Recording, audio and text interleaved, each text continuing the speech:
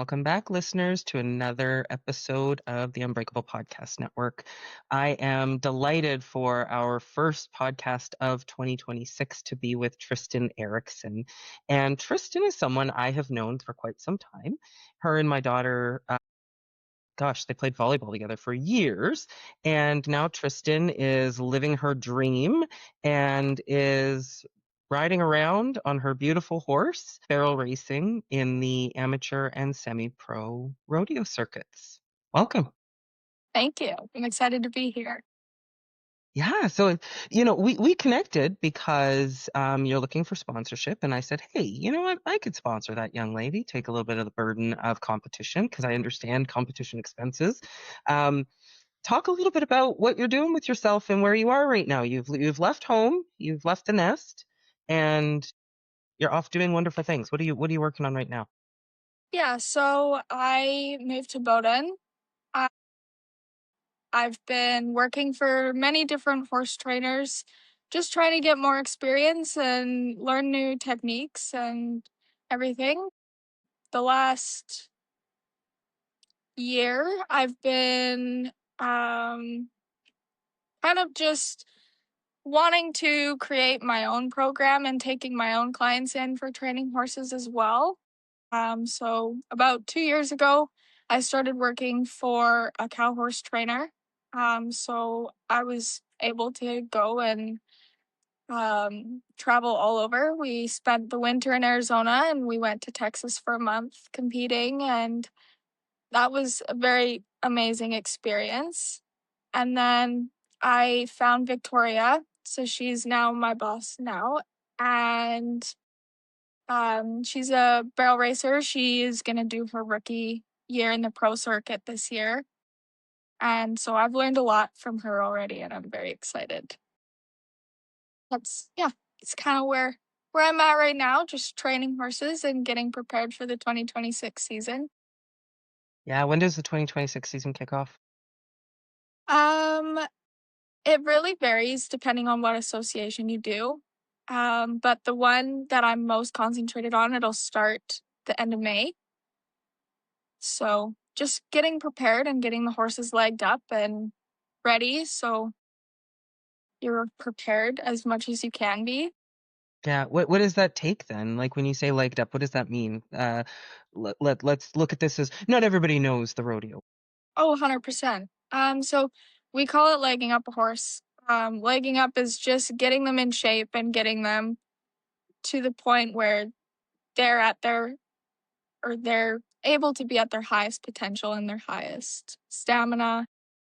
So we will work them every day and um, get them exercise. No different than you preparing for volleyball or any other sport or whatever. Like you just want to get yourself fit enough that you have the most stamina as possible to be able to achieve what you need to. When you like, do your horses have an off season then? Like where it's just you just let them relax, eat, sleep, do whatever, or is it like kind of like 100 a 100%. I personally normally give my horses most of the winter off. Um, just because they work so hard for us in the summer. Like we're gone almost every weekend and it's multiple rodeos per weekend. Um, and throughout the season as well. Like after I get back from a weekend of rodeoing, I'll normally give them a day or two to just relax, and it's more of their therapy, so they'll get all their therapy sessions and get their muscles back to where they need to be. And it's also nice to take a break for myself too and be able to kind of come down for the weekend and get my mindset set back in the right place. well, and you think about it, I mean, there's two things that go on here, right? Like there's your training, what you need to do to stay fit and nimble and be ready to have the physical capability to direct the horse, right? And then obviously you're concerned about things like your weight, your stamina, your ability to manage the horse. But now you've also got the need to actually do the same for the equine. Yeah. Yeah, That's it's a like that's a big lot, right? Like how do you how do you plan that out? um Honestly, it's just trial and error and knowing your horse, knowing what they need and how long they need to be legged up for. Like all horses will take a different amount of time depending on where you left off, how long they've been Mm, off, that kind of stuff. Um, but you also like a big thing is most barrel racers will take their horses in and get like into the vet, and they will get like lameness exams, and they'll just make sure that there's no um what is what I'm looking for, um like no complications that will mm, affect your event throughout the summer. So that's another big thing when it comes to legging up horses is just making sure your horse is sound and they're not gonna get hurt or that kind of stuff. Like, I mean, it's inevitable. It could happen and you never know. But if you can do as much as you can to prevent it, that's kind of your only thing that you can do. yeah. Well, and I think too though, like there's a lot of controversy around rodeo, right? Like when we look at like the Calgary Stampede, for example, when we look at, even just there are animal rights activists who feel that it's not an appropriate sport. And I would imagine that you feel obviously very different about that, especially when you're in it and you're putting the amount of love and care into this horse and the horse is participating and is obviously enjoying it to a degree. So give me some of your thoughts around that. It's definitely hard because um we've had a lot of um people who have come to the rodeos, and there was a lot of different scenarios where, especially in the States, where activists would come and they would do different things to the competitors coming into the grounds or stuff like that. And I think the biggest thing is people don't understand um, what we do behind the scenes. All they see is what we do in the arena. So a lot of people Hmm. don't know actually how much we put into these animals and how much we care and love them. Yeah, I think you're right. And so let's shift gears a little bit and let's talk about your resolve as an athlete. And we have some listener questions, and I'd love to kind of shift over because I think that these are really great questions in terms of your resilience, right? Because not every run's a good run, right? I mean, 100%. I mean, I saw the volleyball team you were on. You know hardship, right? I mean, Oh, 100%. a lot of heartache and a lot of heart went into that, but there wasn't always a great outcome. And so No, when you exactly. think about when you think about like your unbreakable resolve, like there are days, no doubt, when you come out of the arena and you're just like, why the am I doing this? Like, what's the point? And so, what keeps you coming back after a bad season? Say you have a season and you just don't perform. Honestly, it's just the love for the sport. I've wanted to be a barrel racer my whole life. I was raised with them and I tried many different disciplines, but I always came back to the rodeo scene. It's the Hmm. adrenaline and the feeling that you get. Like it's not just you out there. It's a team sport, but you're not with another person. Hmm. And the connection that we have with these animals is like nothing ever I've ever had before. You have to have a very big connection with these horses and trust each other to be able to get the job done. And it's it's a very humbling sport, that's for sure, but I don't know, I can't stop. It's like an addiction. Oh, totally. I can see that. And so, when was your first time on a horse? And then, secondly, what was your first race, and what was that like? What do you remember from that? Well, I grew up at my aunt's place, and their biggest thing is you gotta get on a horse. So they put me on a horse when I was 6 months old. Like I was very tiny, and Oh my I've been gosh. riding ever since. I've never taken a break. Um, and I've been racing competitively since 2018, but I've been doing different events and still being competitive in different ways since I was probably 6. Wow. That's crazy. What was your first competition that you remember? Um, I would do a lot of gymkhanas when I was younger. So that consisted of like barrel racing, poles, keyhole, all kinds of different things. And it was just a fun little event you'd go to. Like there was no money or anything in it. It was just like ribbons or prizes and stuff like that.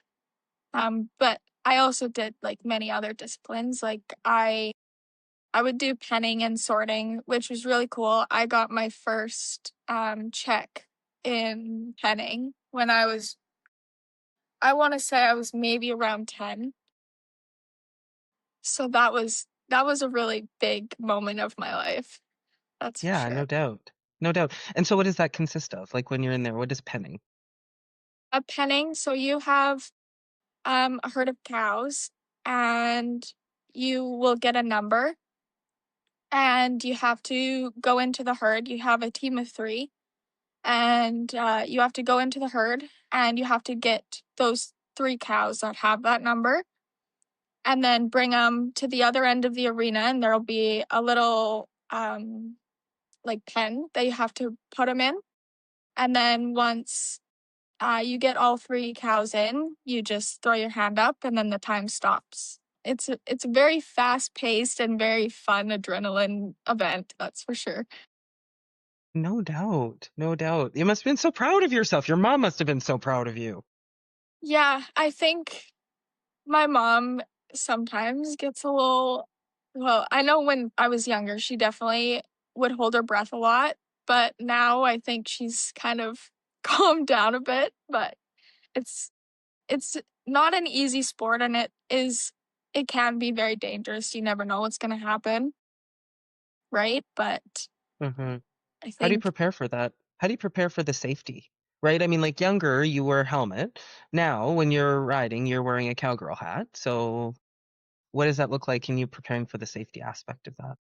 you just have to know your horse, and I there's not really anything you can do to prepare for it, in my opinion. Like, if something's gonna happen, you you don't really have any control over it.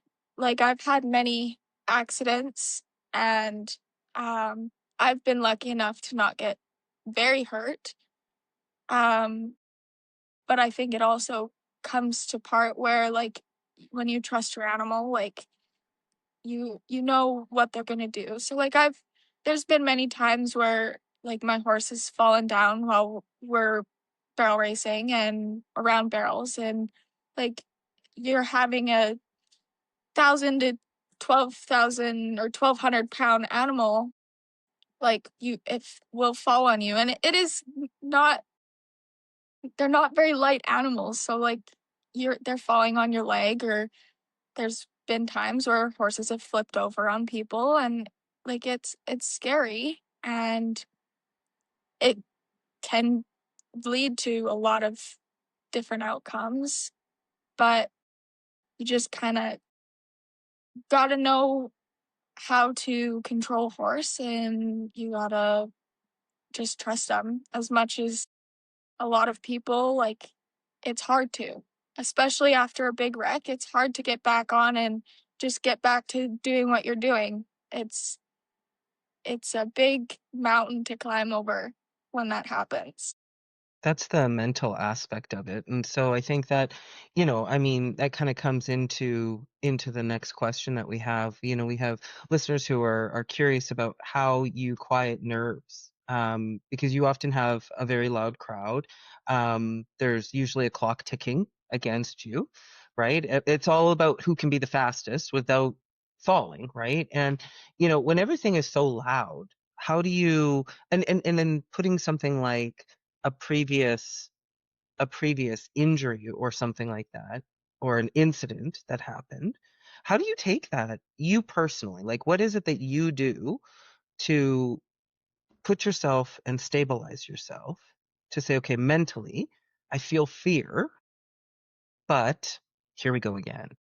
Yeah, and it's a big thing, especially working with animals, is because what you're feeling, they will feel that too. So if you're nervous, Mm, they'll take those emotions and they'll get nervous too. So you really have to be able to control your emotions and settle yourself down.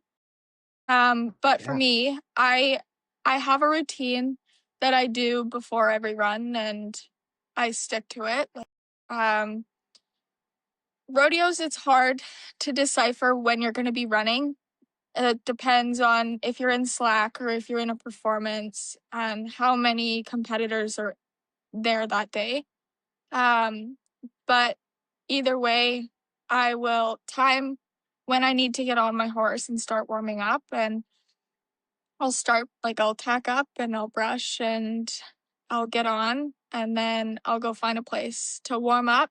I try and stay further away from everyone so I know that my horses what are listening to me and I am in full control.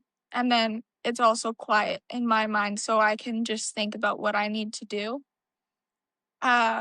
As well as after I warm up, I don't like having my horses stand because she's a very excited horse. She loves her job and she knows her Hmm. job very well. So she gets very antsy and just wants to go. So I try and keep her moving as much as possible to keep her nerves settled as well. Um, and once they they'll call your name, so they'll normally call you either well for rodeos they'll just call you in when it's your turn, but if you're like jackpots or stuff like that, they'll call you when you're up in three.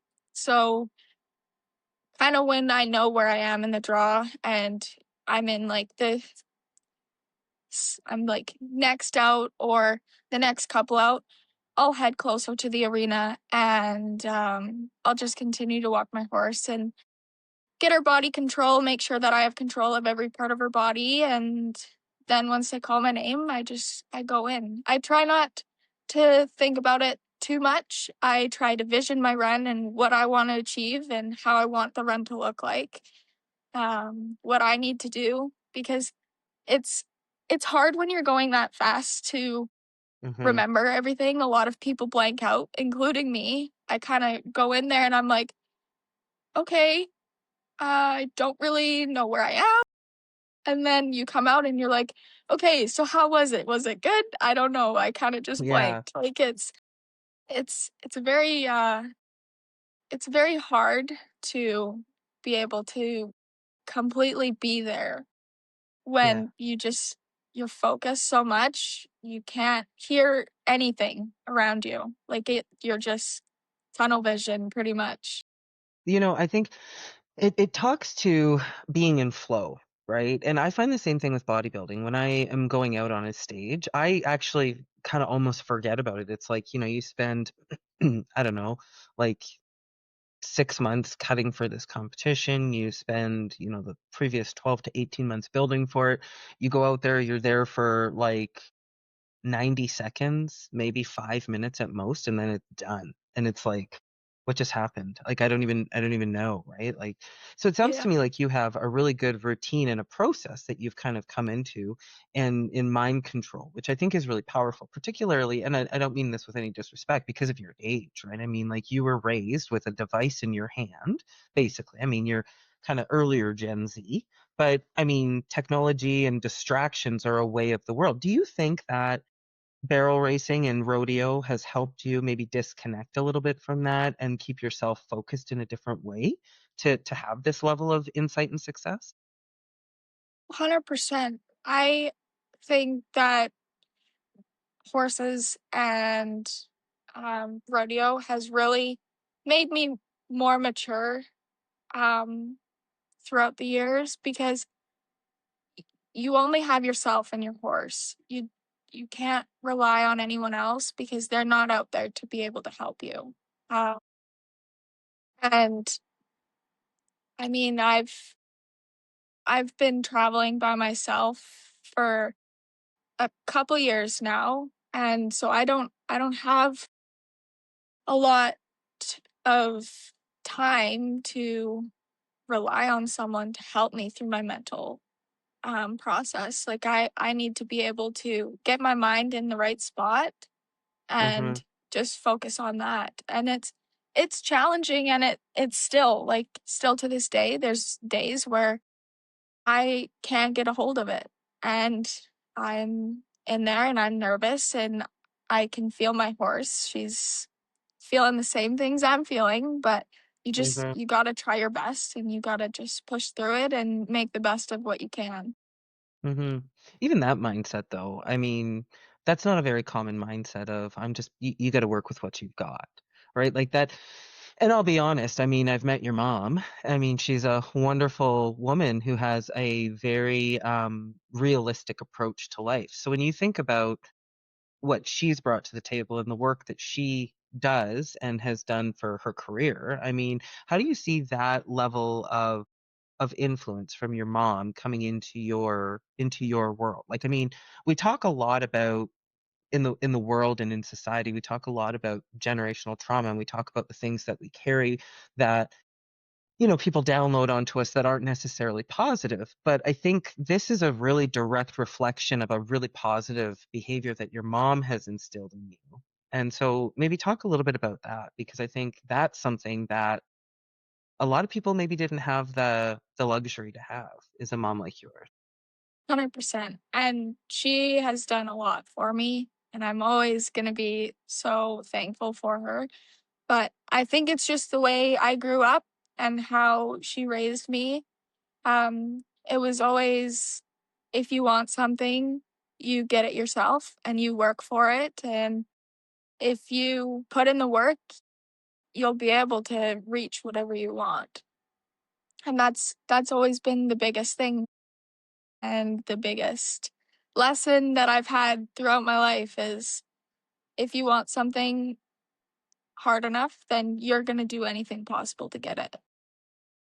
Yeah. You definitely have that resolve about you. It's one of those things where, and I think that that's one of those things too where you connected with my daughter as well as you did, because I think your mom and I have a very similar philosophy of, I've always been, I will absolutely spoil my child. I have no problem with that until she went rotten. And if she ever went rotten, then that would be when I would cut it off. But at the same time, it was never without accountability. If you wanted something unique, you went out and got it. You earned what you had, right? So, like, when I think about something like barrel racing, you have this teammate that is, a 1,200 pound or 1,500 pound animal. There is a lot of work, cost, and energy and effort that go into that. How do you coordinate your day? Like, you went to high school, you were like an honor student. Yeah, I mean, like, you were just like this model human. How did you balance it all, plus still have a social life, plus still have, friendships and relationships and extracurricular sports? Like, how did you manage all of that? 'Cause that's a lot. Yeah, so throughout high school, almost most days throughout the week, like I would always try and be out there at least 4 to 5 times a week.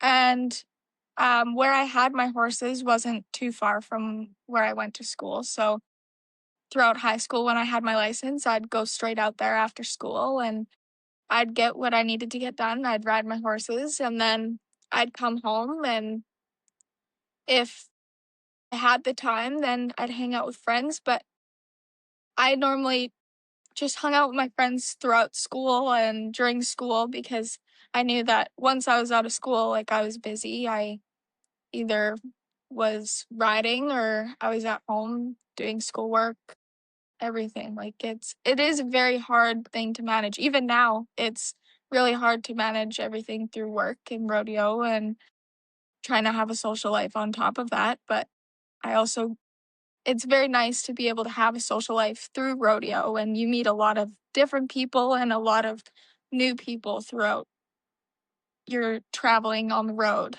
That's for sure. You would. And rodeo is one of those areas where it kind of like anybody can come in, but not anybody can do it, right? It's, you can be a participant and you can be a fan, but you can't just jump into rodeo and just expect to do well.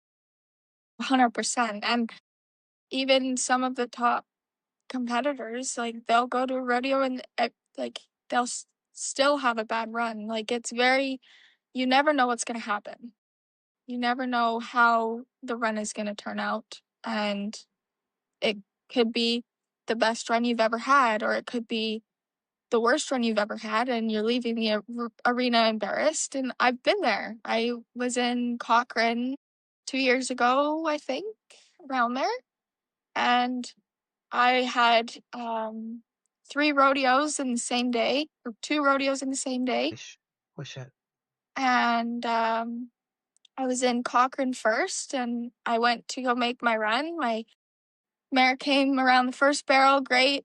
Went to the second barrel, and she just turned right before the barrel, and I couldn't get her over to that side of the arena. And so I got off and I walked out of the arena. And as I was walking out of the arena, I fell and landed on my face. Like, it's, it's a very hard thing, especially when there's millions of people watching you.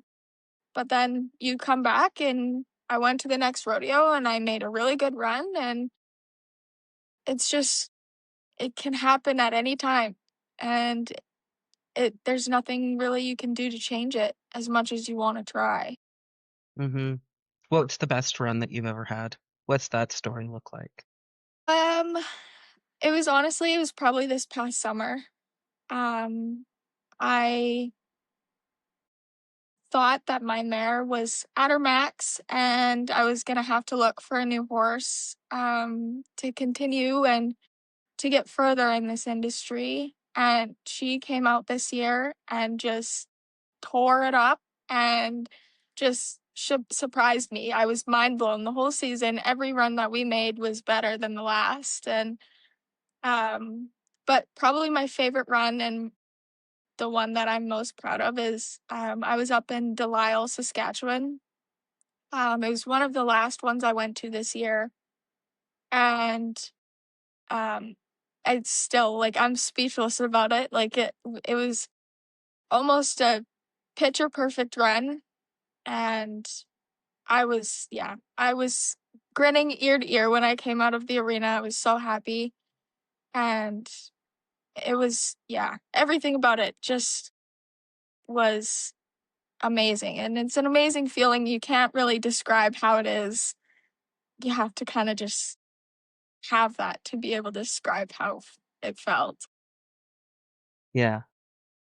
And so it just went well. Like it was like everything just ticked. You made your time. You had the vision. The focus was there. Your mare was in it. Yeah, no, exactly. And I didn't win any money, but just to be able to be that close and that group of girls was a very rewarding feeling. There's a lot of tough competition out there, so when you can come close and you can work hard and have your horse work right and everything, it's a very rewarding feeling. When you think about where you're going, what's the big vision for 2026?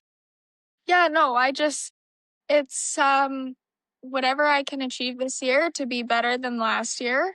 Um Hopefully make a little bit more money is always a bonus if you can, but it's just being out there, getting to do what I love, and meeting new people and trying to become better than I was, and making sure that I am exceeding slowly is just the biggest goal. Even if it's one step, it's better than I was yesterday. So, what I was saying, if you had the ability to influence how people think and how they see themselves in the world, and the ability for them to do more and to be the person they want to be, What advice would you give them?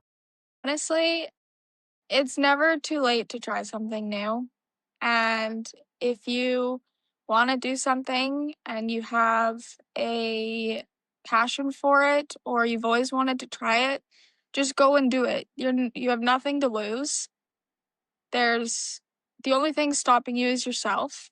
And who knows, it could be your next path in life. And that's the biggest thing. Never doubt yourself to be able to do anything. Everyone is capable of anything if they put their mind to it. And as long as you have a good support system and you have people who can help you and get you where you want to be, and there's nothing stopping you. So now, if people want to get in touch with you, if they want to follow your journey for rodeo this year, or if they want to support you, how can people find you and where can they find you? Um, all of my social media. So I have obviously my Facebook. It's just Tristyn Erickson.